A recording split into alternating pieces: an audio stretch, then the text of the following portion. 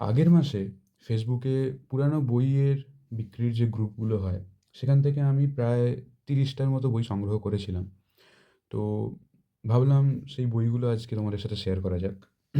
বইগুলো সম্বন্ধে বেশি বলবো না। আমার এখনও সব পড়া হয়নি। তো আমিও জানি না বইগুলো আসলে কী। আমি দেখে কিনি, কিনে তারপর পড়ে সেটার রিভিউ দিই। তো ১ম এই কিনে নিয়েছিলাম হচ্ছে এটা 'কিরিটি অমনিবাস', নিহার রঞ্জন গুপ্তের লেখা।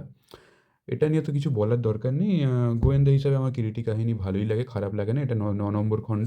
আমি যখন যেটা পাই, এর প্রায় ১৫টার মতো খণ্ড আমি যতদূর জানি। তো আমি যখন যেটা পাই সেটা কিনে নিই বা সংগ্রহ করতে সুবিধা হয়।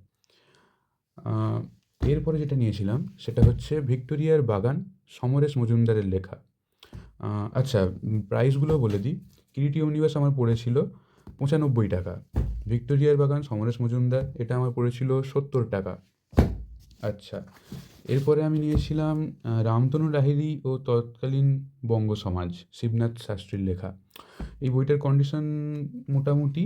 আ তবে এই বইটা কেনার আমার উদ্দেশ্য হলো, আমরা যখন 10 এ পড়তাম, 10 এর ইতিহাসে আমরা এই বইটা সম্বন্ধে অনেক শুনেছিলাম। তো আমি ভাবলাম পড়ে দেখা যাক। এই বইটার দাম পড়েছে ৳১০৫। এরপরে আসছে 'কামনা বাসনা', সমরেশ বসুর লেখা। এটা পড়েছিল ৳৫০।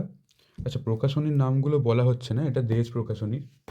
'কিরিটি অমনিবাস'টা ছিল মিত্র ঘোষের, 'ভিক্টোরিয়ার বাগান'টা ছিল মিত্র ঘোষের, আর তৎকালীন বঙ্গ সমাজটা নিউ এজ পাবলিশার্স প্রাইভেট লিমিটেডের।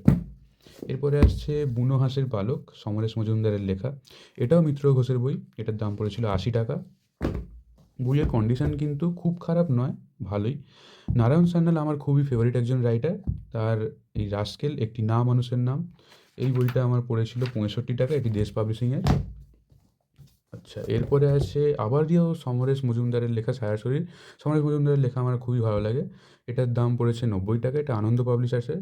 আনন্দ পাবলিশার্সের বই ৳৯০ পেয়েছি, এটা অনেক ভাগ্যের ব্যাপার। এরপরে আছে 'রসে বসে', ১ম পর্ব, সঞ্জীব চট্টোপাধ্যায়ের। এটা পড়েছিল ৳৪৫। এটাও আনন্দ পাবলিশার্সের। আচ্ছা, এরপরে আছে 'চিলেকোঠার ঘর'। এটা আমি পুরানো ভেজা বই কিনেছিলাম বুক ফার্ম থেকে। এটা ৳৮৫ মতো পড়েছিল। আ রাস্কিন বন্ডের লেখা এটা। অনুবাদ করেছেন পার্থপ্রতিম দাস। আচ্ছা, এরপরে আসছে 'কাদম্বরী দেবীর সুইসাইড নোট'। এটা রঞ্জন বন্দ্যোপাধ্যায়ের লেখা। এটা পত্রভারতী থেকে প্রকাশিত। এটার দাম পড়েছে আমার ৳৫০। এর কন্ডিশনও নতুনের মতোই। আজকের মতো এই পর্যন্তই। বাকি বইগুলো পরের ভিডিওতে দেখাবো।